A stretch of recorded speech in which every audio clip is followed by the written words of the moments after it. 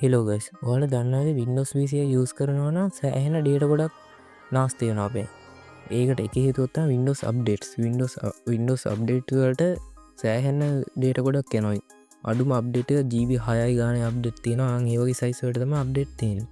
අද අපි මේ වීඩියෝ එකෙන් කතා කරන්නේ update සාධාරණම මේ කම්පියුටරේ නවත්තන්නේ කොහොමද කියලා. එහෙනම් අපි වැඩි කතා නැතුව යන්න අපි වීඩියෝ එකට.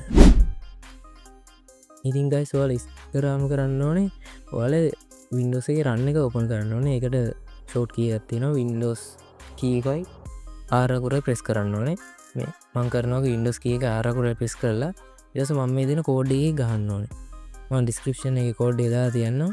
මේ ඉස්සරහම තියෙන code එක css.msc කියන code එක ගහන්න ඕනේ. ඊට පස්සේ ඔයාලා enter බලන්න ඕනේ.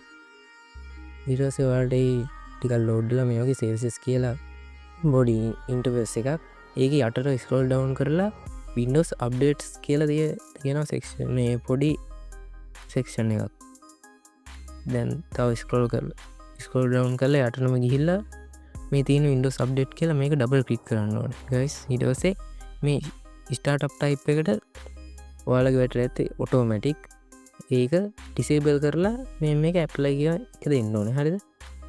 ඊට පස්සේ ඕක එක ක්‍රමයක් guys. ඊළඟට අපි step දෙවෙනි එකට.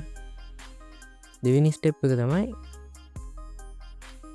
ඔයාලා මේ තව interface එකක් තියෙනවා. ඒකෙන් ගිහිල්ලා disable කරනවා. නැත්නම් මේක සම්පූර්ණයෙන් disable වෙන්නේ නැහැ. දවස් ගාණක් ගිහිල්ලා ආයෙත් මේක පටන් ගන්නවා. ඔයාලට ඒකටත් කරන්න තියෙන Windows key එකයි R අකුර press කරලා මෙන්න මේ වචනේ මේකට paste කරන එක. මම description එකේ දාලා තියන්නම් මේ code ටික. මේක paste කරලා ආයෙත් enter දෙන්න. ඊට පස්සේ ඔයාලට මේ user account control එකෙන් එන message එක ඒක yes දෙන්න. ඉස්සරහා මෙන්න මේ section එකේ තියෙන්නේ local machine කියන section එකේ software එකේ ඊට පස්සේ ඔයාලට යට යනකොට හම්බ වෙනවා policies කියලා එකක්. ඒකට ගිහිල්ලා Microsoft කියන එකට ගිහිල්ලා Windows කියලා section එකක් තියෙනවා. ඊට පස්සේ මෙන්න මේක උඩ ඔයාලා right click කරන්න ඕනේ. කරලා new key එකක් ගන්න ඕනේ. key එක කරන් ඔයාලා ඒක rename කරන්න ඕනේ Windows update කියලා. මේ copy කරලා මේක right click කරලා rename කරන්න ඕනේ Windows updates කියලා. ඊට පස්සේ ඒක enter දෙන්න. ඊට පස්සේ ඒක උඩ click කරලා ආයෙත් new key එකක් ගන්න ඕනේ.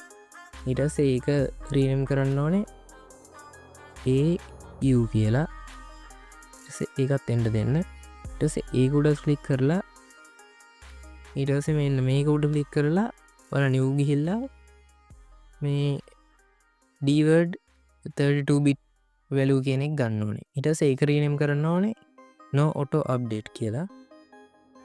මේකත් ඔයාලා rename කරගන්න. මම කරන විදිහටම කරන්න නැත්නම් පොඩ්ඩක් වැරදුනොත් මේක වැඩ කරන්නේ නැතුව යනවා. ඊට පස්සේ no update කියලා rename කරලා මේක උඩ double click කරන්න ඕනේ. ඊට පස්සේ මේ value data කියන එක එකට දාන්න ඕනේ. ඊට පස්සේ okay දීලා මේක මේ පැනල් ඔක්කොම ක්ලෝස් කරන්න. ක්ලෝස් කරාට පස්සේ ඔයාලගේ දැන් අප්ඩේට් අය කවදාවත් මේ අප්ඩේට් වෙන්නේ නැහැ. හරිද? ඔයාලගේ අමතර data කැපිල්ලක් නැහැ. ඔයාලගේ අමතර data කැපෙනවා background app වලට. අනම්මනම් ඒ apps වලට මම කලින් වීඩියෝ එකක් දාලා තියෙනවා. ඒකත් ගිහින් බලන්න. PC optimization කියලා වීඩියෝ එකක් බලන්න. guys මේ වීඩියෝ හොඳයි නම් like කරන්න, share කරන්න, මොකක් හරි ප්‍රශ්න තියෙනවා comment කරන්න. මේ channel එක subscribe කරලා තියාගන්න. ඔයාලට මේ වගේ වීඩියෝ මම දිගටම කියන්න බලාපොරොත්තු වෙනවා. එහෙනම් ජය වේවා.